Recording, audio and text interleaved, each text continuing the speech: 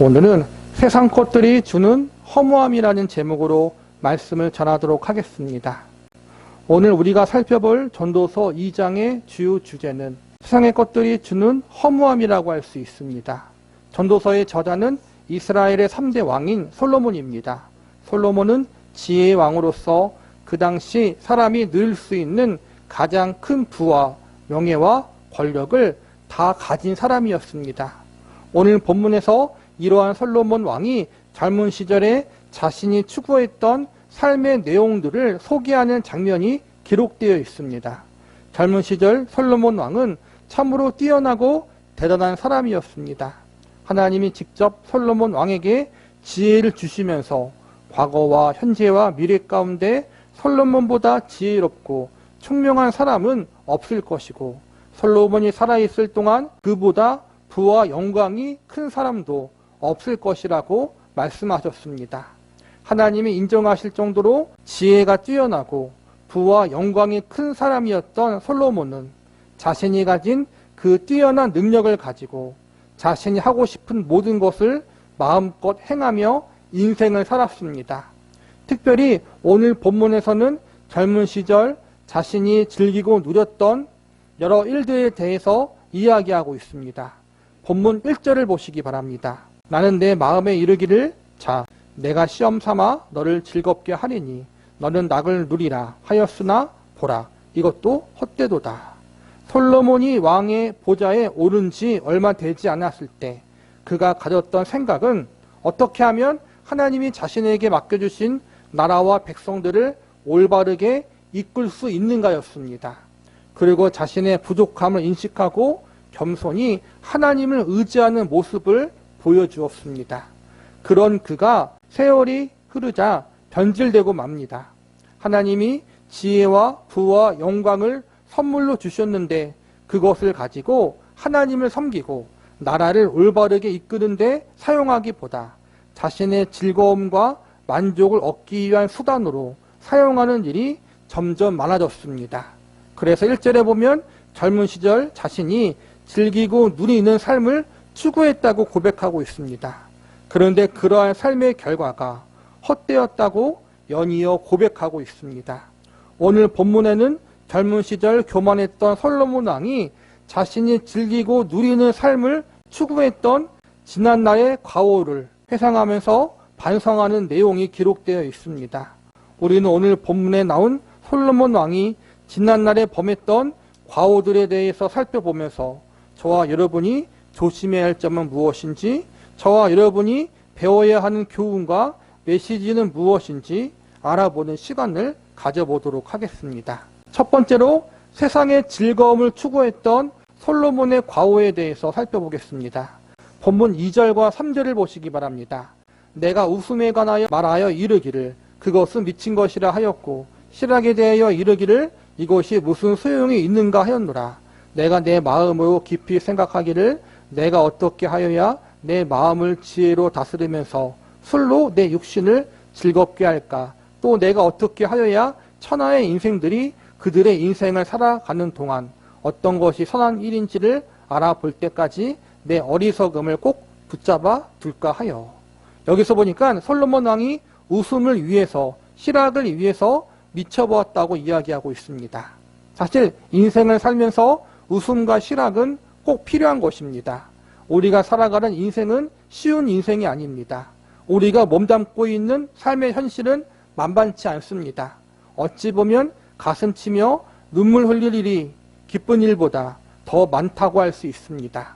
이러한 우리들의 인생에 웃음이 없다면, 희락이 없다면, 즐거움이 없다면 얼마나 팍팍하고 우울하겠습니까? 고되고 힘든 일이 많은 인생이기에 끝까지 이 인생의 여정을 완주하기 위해서는 중간중간 긴장을 풀어주고 삶에 활력을 주는 웃음과 즐거움이 우리에게 반드시 필요합니다. 그런데 문제가 뭐냐면 웃음과 즐거움이, 희락이, 기쁨이 인생의 가장 중요한 것처럼 여기며 사는 사람들이 있다는 것입니다. 분명 웃음이, 희락이 우리들의 인생에 필요하지만 그것이 전부인 것처럼 인생을 살다 보면 자신도 모르게 육신의 즐거움을 추구하는 삶을 살게 됩니다.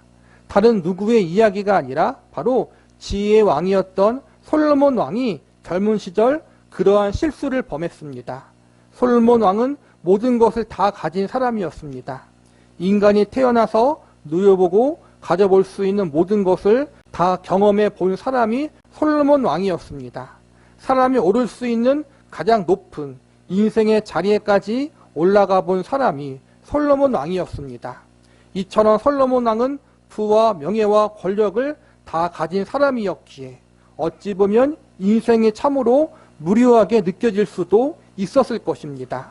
그래서 그는 인생의 무료함을 달래보고자 웃음과 즐거움을 추구하는 삶에 몰두해 봅니다. 그런데 인생을 즐기고 웃음과 실학을 추구하며 인생의 낙을 누리려고 힘써봤는데 결국엔 아무것도 남지 않는 허무함만 있다고 고백하게 됩니다.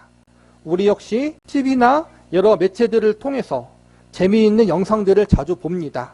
특히 오늘날 유튜브에 보면 과거에는 볼 수 없었던 재미있는 영상들, 우리의 흥미를 끄는 영상들이 참으로 많이 올라와 있습니다.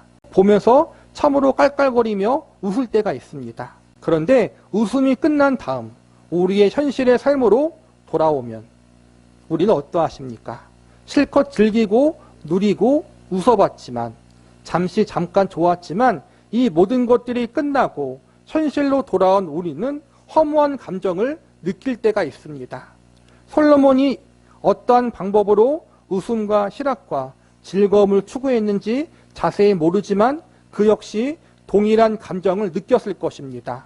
실컷 웃고 즐겨보았지만 웃음의 시간이 끝나 현실로 돌아오는 순간 갑작스러운 허무함이 밀려 들어옵니다. 그래서 3절에 보니까 솔로몬은 이 허무함을 이겨보기 위해서 술을 마셔보기도 합니다.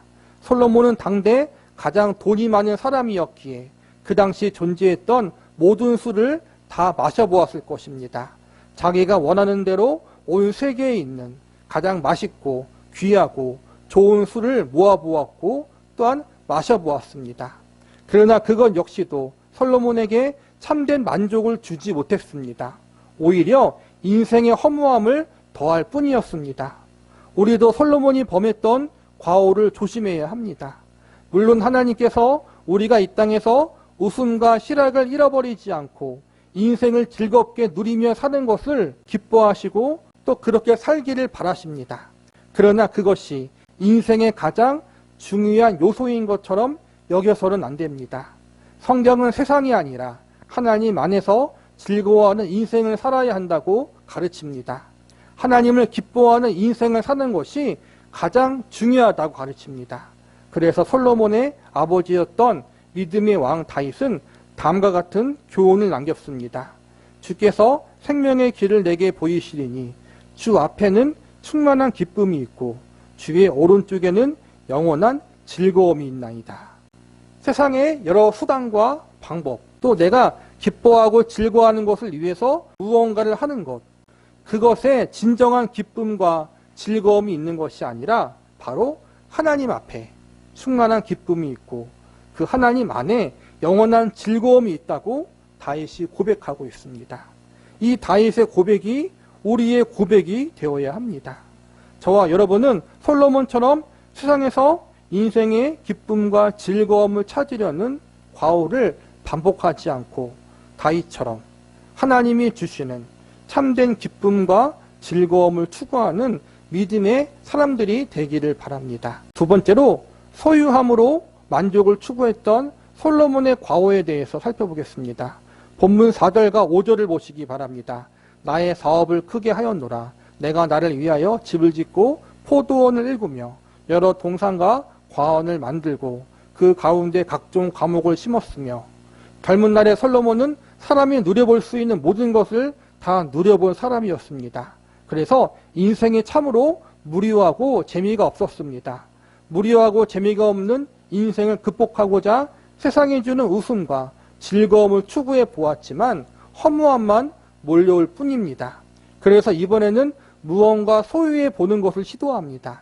자신의 재산을 더 늘려보고자 이런저런 일을 해보았다는 것입니다. 이어지는 6절과 7절을 보시기 바랍니다. 나를 위하여 수목을 기르는 살림에 물을 주기 위하여 못들을 팠으며 남녀 노비들을 사기도 하였고 나를 위하여 집에 종들을 낳기도 하였으며 나보다 먼저 예루살렘에 있던 모든 자들보다 내가 소와 양떼의 소유를 더 많이 가졌으며 원래 솔로몬은 큰 부자였습니다. 성경의 증언은 당대 솔로몬 왕보다 부자가 없었다고 증거합니다. 얼마나 부자였냐 하면 솔로몬이 사용하는 그릇들은 모두 금으로 만들어졌고 은은 귀하게 여겨지지 않았다고 기록하고 있습니다.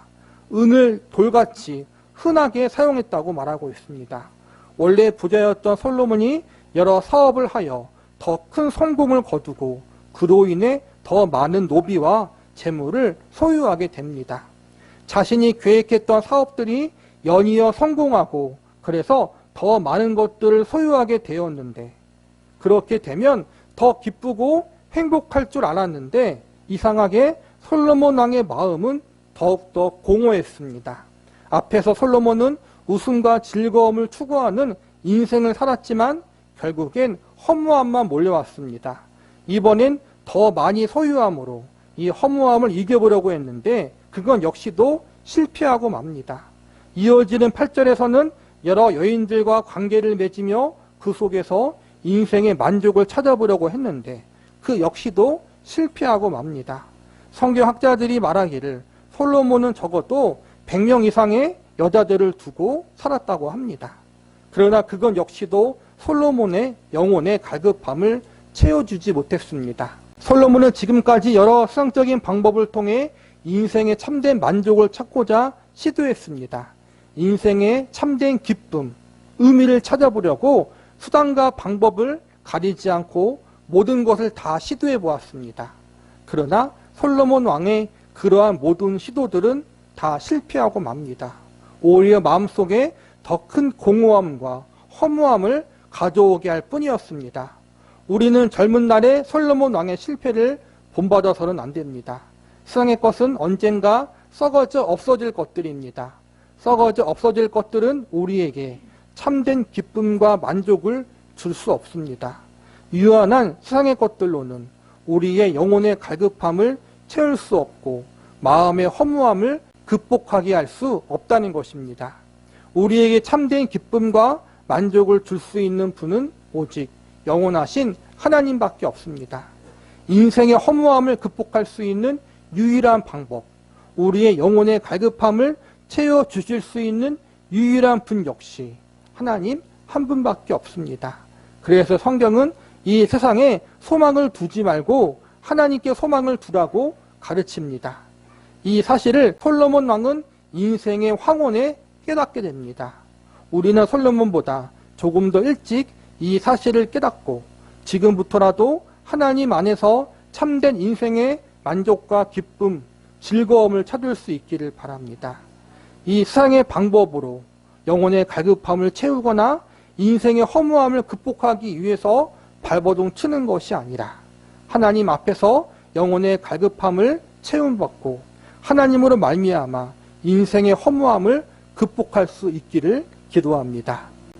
마지막으로 성취하는 것으로 인생의 허무함을 극복하려고 했던 솔로몬의 가오에 대해서 살펴보도록 하겠습니다. 본문 9절을 보시기 바랍니다. 내가 이같이 창성하여 나보다 먼저 예루살렘에 있던 모든 자들보다 더 창성하니 내 지혜도 내게 여전하도다. 여기서 보면 자신이 계획하고 진행했던 모든 것들, 특별히 육신적인 즐거움을 추구했던 일, 소유하는 것으로 만족을 추구했던 일, 이 모든 일에 대해서 솔로몬이 나름 성공적인 결과를 얻어냈다고 고백하고 있습니다. 얼마나 성공적인 결과를 얻어냈느냐 하면 지금까지 예루살렘에 있던 모든 사람들보다, 즉 이스라엘의 그 어떤 왕들보다 성공적인 성취를 맛보았다고 자부할 정도였습니다. 이어지는 10절을 보시기 바랍니다.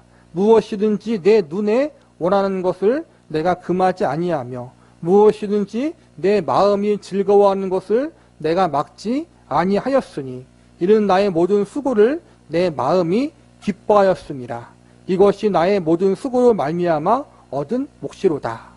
여기서 보면 솔로몬 왕이 자신이 하고 싶은 모든 것을 다 해보았다고 고백하고 있습니다. 현대 시대를 살아가는 우리는 과거 왕정시대의 왕이 절대 권력을 가진 존재라고 생각합니다. 아주 틀린 말은 아니지만 사실을 이야기하자면 왕이라 할지라도 그가 가진 능력에 따라서 할 수 있는 일이 제한되어 있습니다. 왕이지만 나라가 가난하거나 국력이 약하면 할 수 있는 일이 별로 없습니다. 나라의 국력이 강하지만 왕의 지배력이 약하면 왕도 신하들의 눈치를 볼 수밖에 없습니다. 그러나 솔로몬은 그 당시 나라의 국력도 강했고 왕권의 지배력도 아주 강했기에 아무도 솔로몬에게 반기를 들거나 싫은 소리를 할 수 없었습니다. 이스라엘 역사상 가장 성군이자 가장 존경받은 왕이 다윗이었습니다. 다윗 왕은 솔로몬 왕의 아버지입니다. 그런데 그런 다윗 왕이 나라를 다스릴 때보다 솔로몬 왕이 나라를 다스릴 때가 나라의 국력과 왕권이 훨씬 더 강했습니다. 더욱이 솔로몬 왕은 지혜의 왕으로서 그 당시 모든 사람들보다 능력이 뛰어났기 때문에 또 왕으로서 진행하는 모든 일들이 성공했기 때문에 주변 사람들이나 신하들이 왕이 하는 일에 어떠한 간섭도 할 수 없었습니다. 한마디로 전도서 2장을 기록할 당시 솔로몬 왕은 무소불위의 권력을 가지고 있었고 하고자 하는 모든 일이 다 잘되고 성공하는 그러한 황금빛 인생을 살고 있었던 것입니다. 그런데 그런 그가 마지막에 어떠한 고백을 하고 있습니까? 본문 11절을 보시기 바랍니다. 그 후에 내가 생각해 본즉 내 손으로 한 모든 일과 내가 수고한 모든 것이 다 헛되어 바람을 잡은 것이며 해 아래 무익한 것이로다. 이 고백은 솔로몬의 인생의 황혼에 나온 고백입니다. 11절 이전의 내용들은 전부 솔로몬이 젊었던 시절, 거침없이 모든 것을 행했던 불도저 같은 시절의 이야기입니다. 그는 세상적인 눈으로 볼 때 젊은 시절 왕으로서 누릴 수 있는 모든 것을 다 누려보았고 하고자 하는 모든 일을 다 성공적으로 이룬 삶을 살았습니다. 세상적인 즐거움과 쾌락을 다 즐겨보았고 경제적인 풍요를 마음껏 누려보았습니다. 또한 왕으로서 자신이 하고 싶은 모든 것을 거침없이 다 행하고 마음껏 살았습니다. 오늘날로 말하자면 육체적인 자유, 경제적인 자유, 명예와 권력과 인기와 성공에 대한 모든 자유를 누리며 살았던 왕이었던 것입니다. 솔로몬 역시 인간적인 관점에서 보면 젊은 시절 이렇게 자유롭게 살아온 자신의 삶이 성공한 삶이고 멋있는 삶이라고 여겼을 것입니다. 그런데 세월이 흘러 나이를 먹고 인생의 황혼에 들어 자신의 인생을 뒤돌아보니까 그동안 자신이 살아온 인생이 헛되고 무익한 인생이었다고 고백하고 있습니다.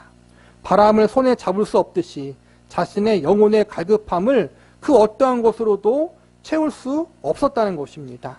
젊은 시절 너무 성공적으로 잘 나가다 보니까 마음 가는 대로 자유롭게 살았는데 그리고 그것이 성공한 삶이라고 생각하며 살았는데 뒤돌아보니까 하나님의 관점으로 보니까 그러한 삶이 하나님을 기쁘게 하는 인생이 아니었고 허무한 인생이었다는 사실을 뒤늦게 인생의 황혼에 이르러서야 깨닫게 된 것입니다.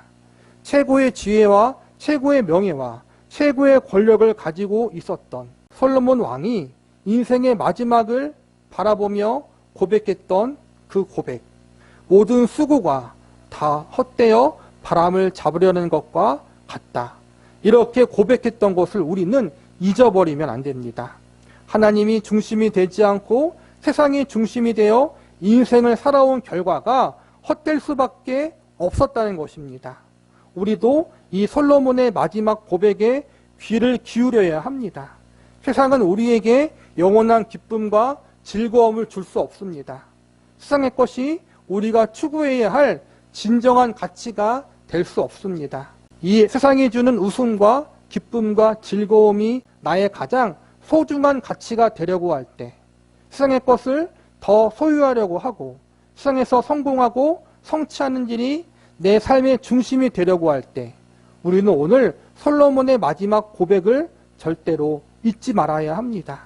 하나님이 없는 인생의 기쁨과 즐거움, 하나님이 중심이 되지 않는 인생의 소유와 성취, 이 모든 것은 결국 바람을 잡으려는 것과 같이 무익한 것입니다. 이것이 바로 지혜의 왕 솔로몬이 모든 것을 다 누려보고 경험하고 우리에게 알려준 결론인 것입니다. 우리가 원하는 참된 만족과 즐거움은 이 땅에 없습니다. 세상에 없다는 것입니다. 오직 하나님 안에 있습니다.